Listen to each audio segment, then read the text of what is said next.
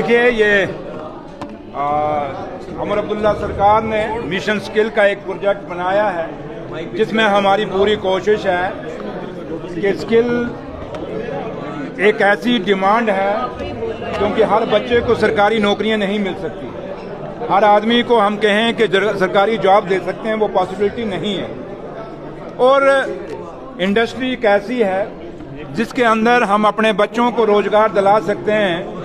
और जब भी हमारी बात इंडस्ट्री से होती थी, वहाँ के जो लीडर थे उनसे बात करते थे तो वो ये की बात कहते थे कि हमारे पास वो बच्चे स्किल्ड नहीं हैं, जिसके कारण हमें देश के दूसरे हिस्सों से बच्चे यहाँ हायर करने पड़ते हैं। और क्या होता था कि बाहर के जो दूसरे स्टेटों के बच्चों को यहाँ रोजगार मिल जाता था, हमारे बच्चों को रोजगार नहीं मिलता था क्योंकि हमारे बच्चों के पास वो स्किल नहीं होता था, क्योंकि नई मशीनरी होती थी। मैंने यहाँ जो एक स्किल्ड जो एक मैन पावर इंडस्ट्रियों को चाहिए वो नहीं होता था। उसी चीज़ को मद्देनजर रखते हुए हमने मिशन स्किल, हमारे ऑफिसरों ने एक प्रोजेक्ट बनाया है। अब ये हम खाली ITI और पॉलिटेक्निक से नहीं शुरू करेंगे, बल्कि 11 साल का बच्चा जो है, जो स्कूल में जब एडमिशन लेगा, वहाँ से हम उनके साथ उसके अंदर एक स्किल का जो हुनर है वो डालने की कोशिश करेंगे।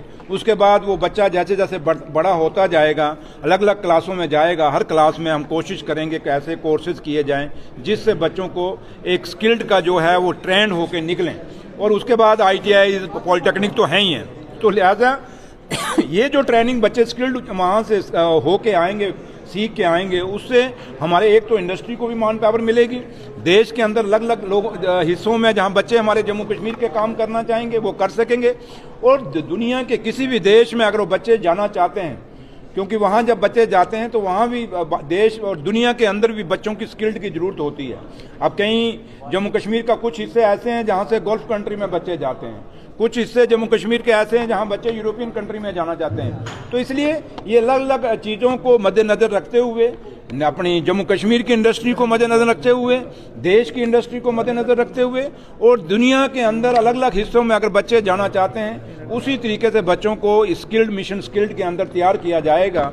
ये प्रोजेक्ट हमारे ऑफिसरांस ने मेरे ने बनाया, मेरे डिपार्टमेंट ने स्किल डेवलपमेंट ने बनाया। मैं उनको मुबारक दूंगा, सेक्रेटरी साहब को भी और डायरेक्टर्स को भी। और ये प्रोजेक्ट अभी आज की डेट में हमने यहाँ एक जॉइंट इंडस्ट्रियलिस्ट लीडर्स, अकेडमिया से जुड़े हुए लोग और जो ट्रेनिंग पार्टनर्स हैं जिन्होंने बच्चों को स्किल्ड ट्रेनिंग देनी है, इन सारों को और कुछ बच्चों को भी हमने यहाँ बुलाया है। और ये जो मिशन स्किल का जो प्रोजेक्ट हमने बनाया है, ये पब्लिक डोमेन में रखा है। अब ये लोग अगर इसमें, ये अभी फाइनल नहीं है, ये यहाँ आज दिन भर यहाँ डिस्कशन होगी। और इस डिस्कशन में, क्योंकि उमर साहब ने कहा था कि पब्लिक से डिस्कस करो, कोई भी ऐसा हम प्रोजेक्ट नहीं बनाएंगे जो सेक्रेटरीट में बैठ के बंद कमरे में डिसाइड होगा और लोगों को थोप दिया जाएगा, ऐसा नहीं होगा।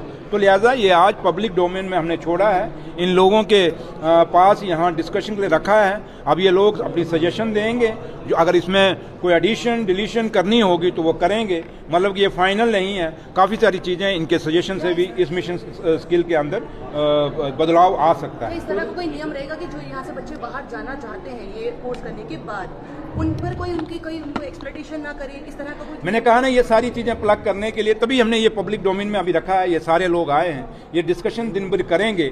आप लोग मीडिया के लोग हैं, आप लोग भी कोई सजेशन देना चाहते हैं तो मेरे डायरेक्टर स्किल डेवलपमेंट हैं, उनको आप दे दीजिए। मेरे सेक्रेटरी हैं स्किल के, उनको दे दीजिए। अगर मीडिया के पास भी कोई ऐसी सजेशंस हैं जो समझते हैं, आप इस पूरा, आपको ये कापियाँ इन्होंने दी होंगी, ये पढ़िए आप अच्छे से, जो इनका बुकलेट है वो पढ़िए, और उसके मुताबिक आप भी अगर कोई मीडिया के लोग भी कोई सजेशन देना चाहते हैं दे सकते हैं। जो लोग आपके इस चैनलों के माध्यम से मुझे सुन रहे हैं, अगर उनके पास भी कोई सजेशन है तो वो मेरे सेक्रेटरी स्किल्ड को दे सकते हैं, राजीव रंजन साहब को, और डायरेक्टर जो हमारे स्किल्ड हैं ओवैस साहब, उनको दे सकते हैं। और अभी भी मैंने कहा ना, ये डॉक्यूमेंट फाइनल नहीं है, ये सारा पब्लिक डोमेन की सजेशंस के बाद हम दोबारा इस पर बैठेंगे। फिर उसके बाद जो आप एप्रीहेंशंस दिखा रही हैं उनको भी कंसिडर किया जाएगा और उसको गौर किया जाएगा। Thank you.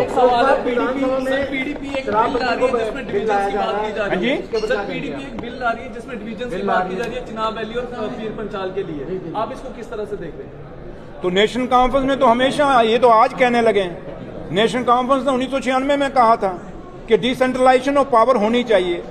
डिवीज़न खाली एक डिवीज़नों में नहीं बांटना चाहिए। तो इसलिए इसमें अगर रजौरी पुंछ को अगर डिवीज़न मिलता है, चनाब वाली को मिलता है, तो ये तो नेशनल कॉन्फ्रेंस की बहुत पुरानी डिमांड है। पीडीपी कहाँ से, अगर पीडीपी इतनी हमदर्द है कि हमें यहाँ डिवीज़न मिलनी चाहिए, तो एक वक्त ऐसा था दिल्ली में सरकार बीजेपी की थी और जम्मू कश्मीर में सरकार पीडीपी की थी, तो उसमें पीडीपी और बीजेपी ने मिलके उसमें पीडीपी ने रजौरी पुंछ को डिवीज़न का दर्जा क्यों नहीं दिलाया, चुनाव वाली को डिवीज़न का दर्जा क्यों नहीं दिलाया, ये सवाल भी जरा पीडीपी से आप पूछ लीजिए। सर क्या इस बार लिख पर बैन करने के लिए